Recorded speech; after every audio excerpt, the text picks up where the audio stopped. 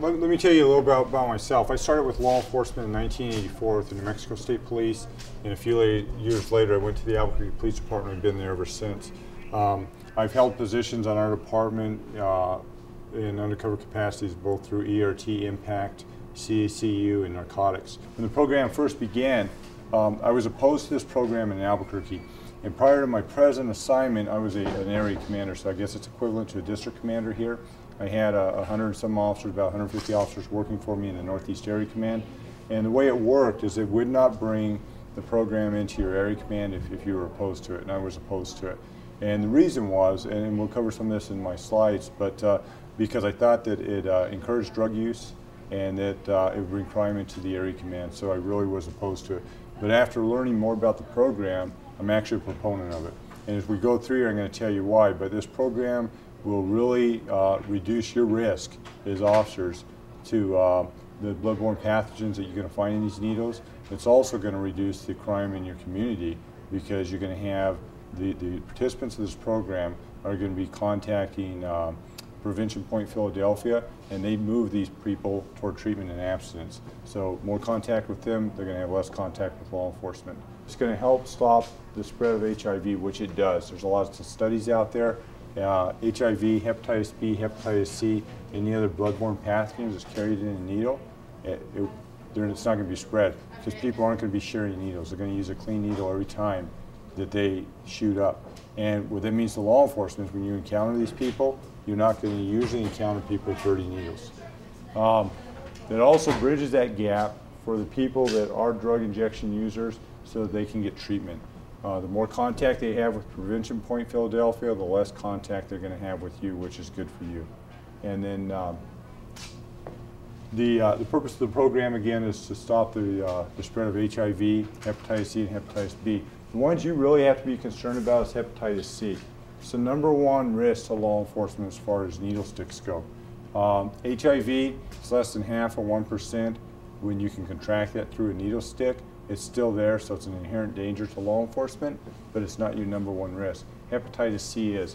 More than 80% of all drug injection users have hepatitis C.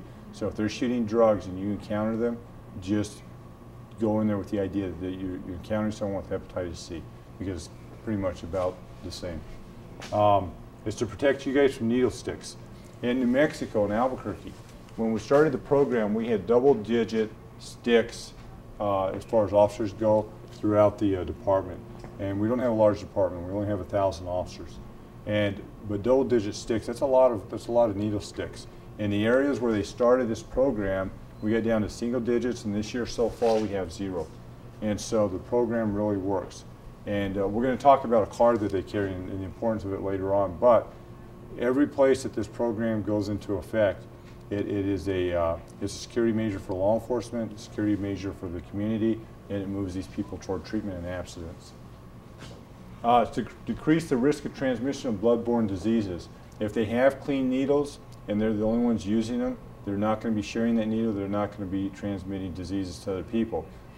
Fact of the matter is, if they are using these containers, which Prevention Point Philadelphia provides to them, the dirty needles should be in here. So when you encounter these individuals, you don't have to worry about sticking your hand into a pocket and being stuck with a dirty needle. Hopefully they'll be in some type of container like this, or maybe even an empty soft drink bottle, and that's what we have them do so we can see what's in the container.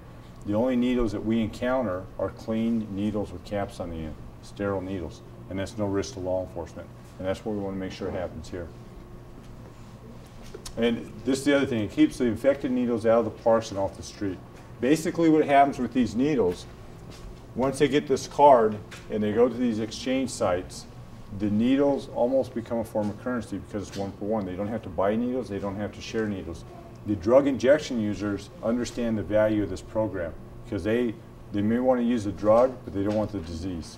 So what we found in areas of the city in Albuquerque where we had needles in the parks and on the street, they became their own garbage collection system because they could use this as a form of currency. They'd go out and clean up the streets and pick up their own needles, and it happened over a period of months. But now we don't find needles just laying around because they know if they pick up a dirty needle and they take it to the collection site, they're going to get a clean needle. So they don't throw them away anymore. They don't throw them in the parks. They put them in their containers and they take it back to the collection site. And again, it acts as a bridge to drug treatment. What happens is the more contact, again, and I'm going to emphasize this over and over and over, the more contact they have with Prevention Point Philadelphia, the less contact they're going to have with you, which reduces your risk to getting a bloodborne pathogen as a result of a needle stick. The needle exchange program, law enforcement supports it, and Prevention Point Philadelphia pushes it. Then what's going to happen is the only needles you deal with are sterile needles. They're brand new needles. All the dirty needles should be locked away. Okay. These are some of the concerns, and these were some of my concerns as well as an area commander. I want to know, would the program increase drug use in my area command? And it doesn't. Study after study will show that it does not increase drug use. And from a personal experience, it doesn't. Matter of fact, you talk to the officers that in Albuquerque where the programs are taking place, they'll give you testimonials of the fact that they like having the program in their area commands. It does not increase drug use.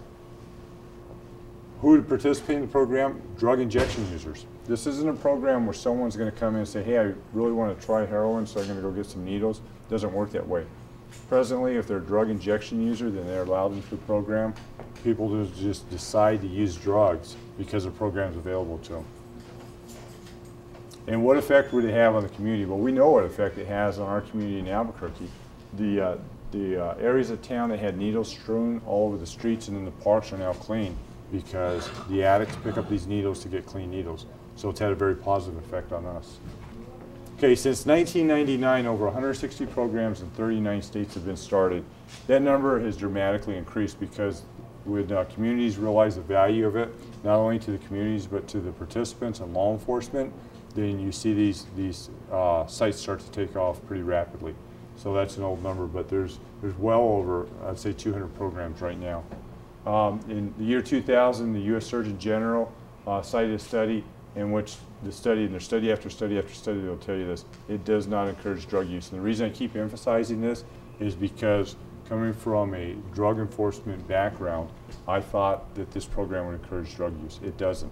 It does not at all. This program does reduce the spread of HIV and hepatitis C, and this is so important to you as law enforcement because anytime you encounter a drug injection user, then you're subjecting yourself to the risk associated with HIV or hepatitis C.